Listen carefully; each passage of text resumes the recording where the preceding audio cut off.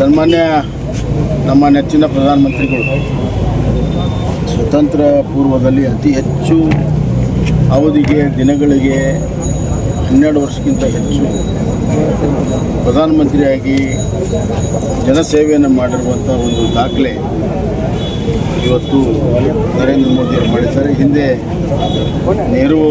ಪಂಡಿತ್ ನೆಹರು ಅವರ ದಾಖಲೆಯನ್ನು ಇವತ್ತು ಮುರಿದು ಮುಂದೆ ಸಾಕ್ತಾರೆ. ಒಂದು ಸಾರ್ಥಕತೆಯ 12 ವರ್ಷ ಆಗಿದೆ. ಭಾರತವನ್ನು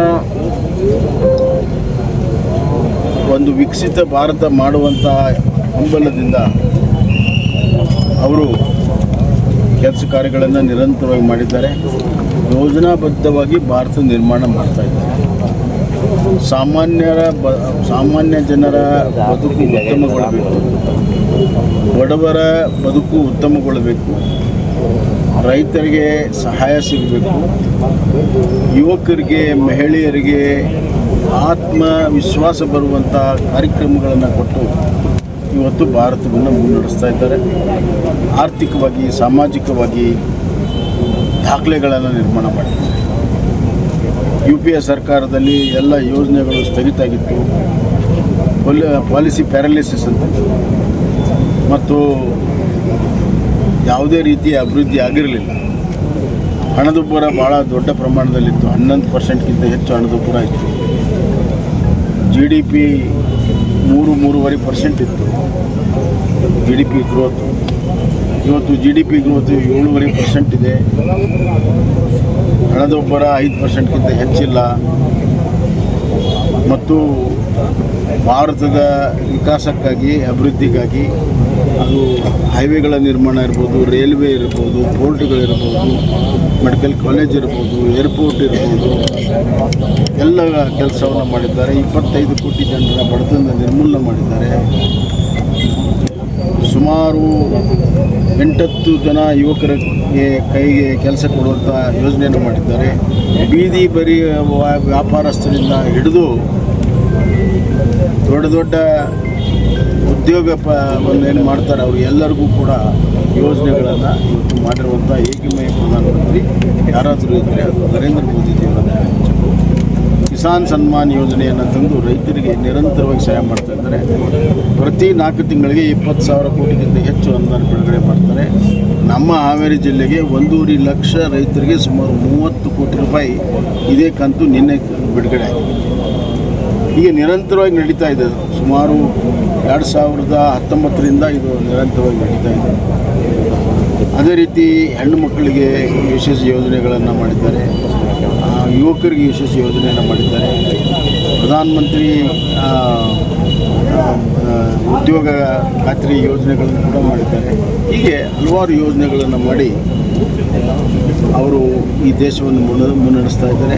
ನೇರವಾಗಿ DBT ಮುಖಾಂತರ ಬ್ಯಾಂಕ್ ಅಕೌಂಟಿಗೆ, ಬಡವರ ಅಕೌಂಟಿಗೆ ಕಾರ್ಯಕ್ರಮಗಳ ಹಣವನ್ನು ಮುಟ್ಟಿಸುವ ಮುಖಾಂತರ ಮಧ್ಯವರ್ತಿಗಳನ್ನು ದೂರ ಮಾಡಿದ್ದಾರೆ. ಭ್ರಷ್ಟಾಚಾರವನ್ನು ತೆಗೆದುಹಾಕಿದ್ದಾರೆ.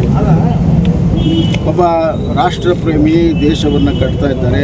ದೇಶದ ಸುರಕ್ಷತೆಗೆ ಭಯೋತ್ಪಾದನೆಯನ್ನು ಸಂಪೂರ್ಣವಾಗಿ ನಿರ್ಮೂಲನೆ ಮಾಡಿರುವಂಥದ್ದು, ನಕ್ಸಲರ ಚಟುವಟಿಕೆಗಳನ್ನು ಸಂಪೂರ್ಣ ನಿರ್ಮೂಲನೆ ಮಾಡಿರುವಂಥದ್ದು, ನಮ್ಮ ಗಡಿಗಳನ್ನು ಸುರಕ್ಷಿತವಾಗಿ ಮಾಡಿರುವಂಥ ಹೆಮ್ಮೆಯ ಪ್ರಧಾನಮಂತ್ರಿ ನರೇಂದ್ರ ಮೋದಿಯವರು ಅಂತ ಹೇಳಕ್ಕೆ ಇಚ್ಛೆಪಡ್ತೀನಿ. ಯುವಕರಿಗೆ ಉದ್ಯೋಗ ಸೃಷ್ಟಿ ಮಾಡುವಲ್ಲಿ ಏನು ಮಾಡಿದ್ದಾರೆ ಅಂತ.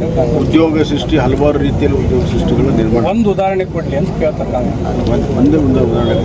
ನಿನ್ನೆ ಪ್ರಧಾನಮಂತ್ರಿ ಉದ್ಯೋಗ ವಿಕಸಿತ ಭಾರತ ಉದ್ಯೋಗ ಇದರಲ್ಲಿ ನಿನ್ನೆ 75 ಲಕ್ಷ ಜನ ಉದ್ಯೋಗಕ್ಕಾಗಿ ಉತ್ಸಾಹ ಕೊಡುವಂಥ ಯೋಜನೆಗೆ 2,400 ಕೋಟಿ ರೂಪಾಯಿ ನಿನ್ನೆ ಬಟನ್ ಒತ್ತ ಮುಖಾಂತರ ಅವರೆಲ್ಲ ಅಕೌಂಟಿಗೆ ಕೊಟ್ಟಿದ್ದಾರೆ. ಇದು ಒಂದೊಂದು ಕಂತ ನಿರಂತರವಾಗಿ ಪ್ರತಿ ತಿಂಗಳು ಅಷ್ಟು 12 ವರ್ಷದಲ್ಲಿ ಪ್ರತಿ ವರ್ಷನೂ ಇಷ್ಟು ಉದ್ಯೋಗ ಸೃಷ್ಟಿ ಮಾಡಿದ್ರು ಅಂತ ಹೇಳಿ ಅಂತ ನಾನು ಹೇಳ್ತಾ ಇದ್ದೇನೆ. ಅವ್ರಿಗೆ ಎಲ್ಲಿ ಲೆಕ್ಕ ಸಿಗುತ್ತೆ ಅಂತಂದರೆ ESI ಮತ್ತು PF ಇವೆರಡು ಯಾರು ಉದ್ಯೋಗದಲ್ಲಿ ಇರ್ತಾರೆ, ಪರ್ಮನೆಂಟ್ ಉದ್ಯೋಗದಲ್ಲಿ ಇರ್ತಾರೆ, ಅವ್ರಿಗೆ ESI ಬೆನಿಫಿಟ್ ಸಿಗುತ್ತೆ, PF ಬೆನಿಫಿಟ್. ESI PF ಪ್ರತಿ ವರ್ಷ ಎಷ್ಟು ಹೊಸ ನೋಂದಣಿ ಆಗುತ್ತೆ ಅವೆಲ್ಲ ಹೊಸ ಉದ್ಯೋಗ ಸೃಷ್ಟಿ ಆಗುತ್ತೆ. ಮತ್ತು ಖಾಸಗಿ ವಲಯದಲ್ಲಿ ಅದು ಮ್ಯಾನುಫ್ಯಾಕ್ಚರಿಂಗ್ ಇರ್ಬೋದು, ಸರ್ವಿಸ್ ಸೆಕ್ಟರ್ ಇರ್ಬೋದು, ಪ್ರತಿ ವರ್ಷ ಹೊಸ ಉದ್ಯೋಗಗಳ ನಿರ್ಮಾಣ. ಈಗ ಉದಾಹರಣೆಗೆ ಮೋಟರ್ ಸೈಕಲ್ ತಯಾರಾಗಬೇಕಾದ್ರೆ ಉದ್ಯೋಗ ಇಲ್ಲದೇ ಆಗಲ್ಲ. ಮಾರಾಟ ಮಾಡೋದ್ರಿಂದ ಹಿಡಿದು ಸರ್ವಿಸ್ನಿಂದ ಹಿಡಿದು ಮ್ಯಾನುಫ್ಯಾಕ್ಚರಿಂಗ್ ಎಲ್ಲ ಕಡೆ ಉದ್ಯೋಗ ನಿರ್ಮಾಣ ಆಗ್ತಾ ಇದೆ. ಸರ್, ಈಗ ನಿನ್ನೆ ವಿಧಾನ ಪರಿಷತ್ ಚುನಾವಣೆ ಒಂದು ಹೀಗಾಗಿ ಒಂದು 2047ಕ್ಕೆ ವಿಕಸಿತ ಭಾರತ, ಆತ್ಮನಿರ್ಭರ ಭಾರತ ಕಲ್ಪನೆಯೊಂದಿಗೆ ಪ್ರಧಾನಮಂತ್ರಿಗಳು ದೇಶವನ್ನು ನಡೆಸ್ತಾ ಇದ್ದಾರೆ. ದೇಶವನ್ನು ಸದೃಢವಾಗಿ ನಡೆಸುವಂಥ ಒಬ್ಬ ದೇಶ ಪ್ರೇಮಿ ಪ್ರಧಾನಮಂತ್ರಿ ನಾವು ಸಿಕ್ಕಿರುವಂಥದ್ದು ನಮ್ಮ ಭಾಗ್ಯ ಕೂಡ ಹೇಳ್ಬೋದು. ಸರ್, ಅದೇ ಅಡ್ಡ ಮತದಾನದ ಬಗ್ಗೆ ಯಾವುದೇ ತನಿಖೆ ಮಾಡ್ತೀವಿ ಅಂತ ಹೇಳಿದರೆ ನಿನ್ನೆ ಒಂದು ಸಮಿತಿ ಮಾಡಿದ್ದಾರೆ ಸಿ ಟಿ ರವಿ ಅವರ ನೇತೃತ್ವದಲ್ಲಿ. ಅಡ್ಡ ಮತದಾನ ಆಗಬಾರ್ದಾಗಿತ್ತು. ಇದೊಂದು ಅತ್ಯಂತ ನಮಗೆ ಆಘಾತಕಾರಿ ಮತ್ತು ದುರ್ದೈವದ ಒಂದು ಸಂಗತಿ. ಇದನ್ನು ಸಂಪೂರ್ಣವಾಗಿ ತನಿಖೆಯನ್ನು ಮಾಡಿ ಅದರ ಸಂಪೂರ್ಣ ರಿಪೋರ್ಟನ್ನು ತೆಗೆದುಕೊಂಡು ಹೈಕಮಾಂಡಿಗೆ ಹೋಗುವಂಥ ಕೆಲಸವನ್ನು ರಾಜ್ಯ ಅಧ್ಯಕ್ಷರು ಮತ್ತು ಲೀಡರ್ ಆಫ್ ಅಪೋಸಿಷನ್ ಮಾಡ್ತೀವಿ ಅಂತ ಹೇಳಿದ್ದಾರೆ. ಆದಷ್ಟು ಬೇಗನೆ ಅದು ಇನ್ನೊಂದು ವಾರದೊಳಗಡೆ ರಿಪೋರ್ಟ್ ಕೂಡ ಕೇಳಿದ್ದಾರೆ. ಬಂದ ತಕ್ಷಣವೇ ಯಾರ್ಯಾರು ತಪ್ಪಿಸ್ತಿದ್ದಾರೆ ಗುರುತಿಸಿ ಅವ್ರ ಮೇಲೆ ಕ್ರಮ ತೆಗೆಸ್ಕೊಳ್ಳುವಂಥ ಕೆಲಸ ಖಂಡಿತವಾಗ್ಲೂ. ಬಿಜೆಪಿ ಬಗ್ಗೆ ಬಿಜೆಪಿ ಶಾಸಕರಿಗೆ ವಿಶ್ವಾಸ ಉಳಿಸ್ಕೊಂಡಿಲ್ಲ, ಅವ್ರ ಬಗ್ಗೆ ನಂಬಿಕೆ, ಹಾಗಾಗಿ ಅಡ್ಡ ಮತದಾನ ಮಾಡಿದ್ದಾರೆ. ನಿಮಿಷ, ಈ ಕಾಂಗ್ರೆಸ್ ಸರ್ಕಾರ ಶಿವಕುಮಾರ್ ನೇತೃತ್ವದಲ್ಲಿ ಹಣದ ದುರಹಂಕಾರದಿಂದ ಆಡಳಿತ ಮಾಡ್ತಾರೆ. It is a political corruption.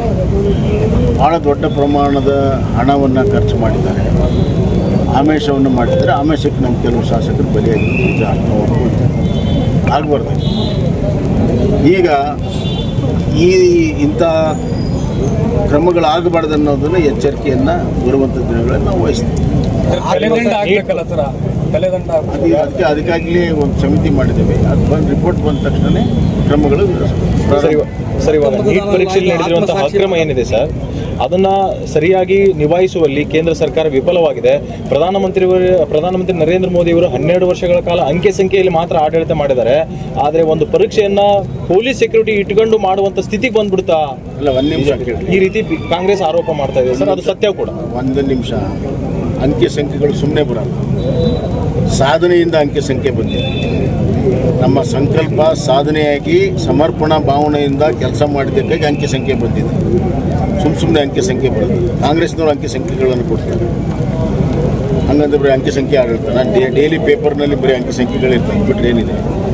ಕಾಂಗ್ರೆಸ್ಗೆ ಯಾವುದೇ ನೈತಿಕ ಹಕ್ಕಿಲ್ಲ. UPS ಸರ್ಕಾರ ಇದ್ದಾಗ ಇಂಥ ಹಲವಾರು ಪ್ರಕರಣಗಳಾಗಿವೆ, ಎಲ್ಲ ರಾಜ್ಯಗಳಲ್ಲಾಗಿದೆ. ನೀಟ್ ಪರೀಕ್ಷೆಯಲ್ಲಿ ಯಾರು ತಲೆದಂಡನೆ ಆಗಿಲ್ಲ. ಒಂದೇ ನಿಮಿಷ ಕೇಳಿ, ನೀಟ್ ಇರಲಿಲ್ಲ ಅವಾಗ. ಒಂದೇ ನಿಮಿಷ, ನೀವು ಇದನ್ನು ಕರೆಕ್ಟಾಗಿ ಸೀಕ್ವೆನ್ಸ್ ತಿಳ್ಕೊಂಡ್ರೆ ಗೊತ್ತಾಗುತ್ತೆ.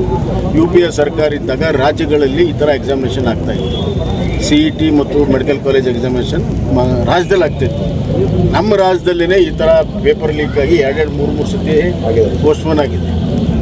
ಕರ್ನಾಟಕದಲ್ಲಿ ಆಗಿದೆ, PUC ಇದು ಆಗಿದೆ, CETನೂ ಆಗಿದೆ, ಎಲ್ಲವೂ ಆಗಿದೆ. ಉತ್ತರ ಪ್ರದೇಶದಲ್ಲಿ ಭಾಳ ದೊಡ್ಡ ಪ್ರಮಾಣದಲ್ಲಿ ಆಗಿ ದಾನ್ಲೆ ಆಯಿತು. ಹೀಗೆಲ್ಲ ರಾಜ್ಯದಲ್ಲೂ ಆಗಿತ್ತು. ಈಗ ನೀಟ್ ಬಂದ ಮೇಲೆ ಇದುವರೆಗೂ ಆಗಿರಲಿಲ್ಲ. ಈ ಬಾರಿ ಕೆಲವರು ಈ ವ್ಯವಸ್ಥೆಯನ್ನು ಒಳಗೊಕ್ಕು ಮಾಡಿರುವಂಥದ್ದು ಕೆಲವು ಜನರು ಮತ್ತು ಈಗಿನ ಡಿಜಿಟಲ್ ಇದರಲ್ಲಿ ಭಾಳ ಬೇಗ ಅದು ಪ್ರಚಾರ ಆಗಿದೆ. ಅದಕ್ಕಾಗಿ ಸಂಪೂರ್ಣ ನಿಯಂತ್ರಣ ಮಾಡೋ ಸಲುವಾಗಿ ಕೆಲವು ಕ್ರಮಗಳನ್ನು ತೆಗೆದುಕೊಂಡಿದ್ದಾರೆ. ಬರುವಂಥ ದಿನಗಳಲ್ಲಿ ಅದು ಕಂಪ್ಲೀಟ್ ಫುಲ್ ಪ್ರೂಫ್ ಆಗೇ ಆಗುತ್ತೆ, ಬಿಡೋದಿಲ್ಲ. ಆ ಕೆಲಸವನ್ನು ನಾವು ಮಾಡ್ತೀವಿ. ಅದಕ್ಕೆ ರಾಜಕಾರಣವನ್ನು ಬೆರೆಸುವಂಥದ್ದು ಸರಿಯಲ್ಲ. ಯುವಕರ ಭವಿಷ್ಯದಲ್ಲಿ ಅನಾನುಕೂಲತೆ ಆದಂಥ ಸಂದರ್ಭದಲ್ಲಿ ನಮ್ಮೆಲ್ಲರ ಕರ್ತವ್ಯ ಇದೆ, ಅದು ಸರಿಪಡಿಸುವಂಥದ್ದು.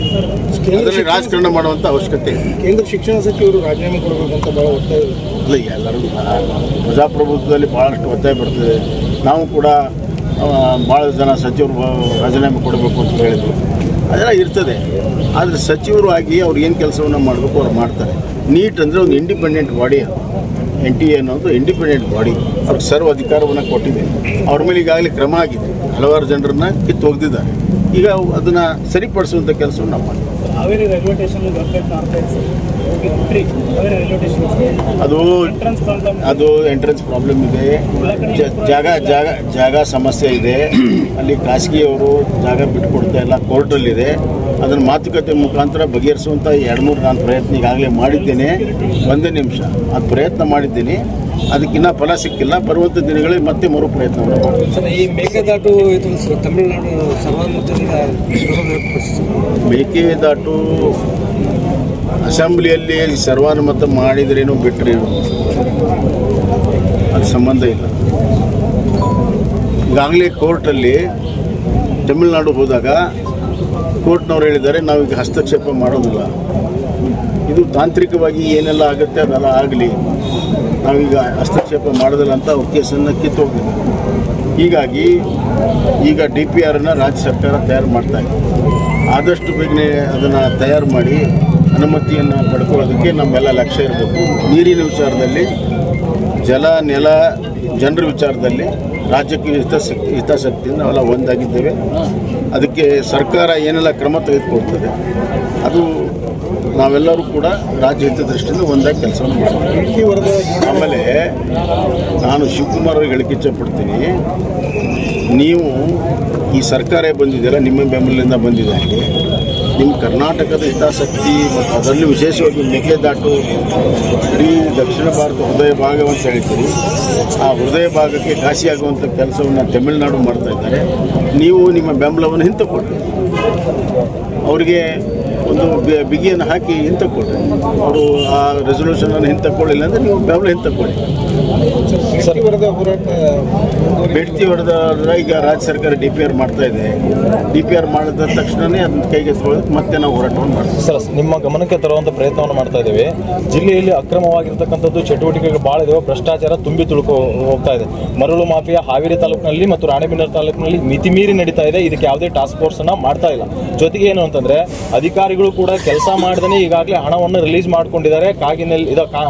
ಕನವಳ್ಳಿಯಲ್ಲಿ ಇರ್ತಕ್ಕಂಥ ಮೌಲಾನಾ ಆಜಾದ್ ಸ್ಕೂಲಲ್ಲಿ. ಸರ್, ಈ ರೀತಿ ಎಲ್ಲ ಅಧಿಕಾರಿಗಳು ಕೂಡ ಏನಂತಂದ್ರೆ ಇದರಲ್ಲಿ ಇನ್ವಾಲ್ವ್ ಆಗ್ತಿದ್ದಾರೆ. ಇದನ್ನ ತಡೆಗಟ್ಟುವಲ್ಲಿ ಅಥವಾ ಇದನ್ನು ವಿರೋಧಿಸುವಲ್ಲಿ ನಿಮ್ಮ ಒಂದು ಪ್ರಮುಖ ಪಾತ್ರ ಏನು ಇರುತ್ತೆ? ಇದು ಇಡೀ ರಾಜ್ಯದಲ್ಲಿ ಭ್ರಷ್ಟಾಚಾರ ವ್ಯಾಪಕವಾಗಿದೆ.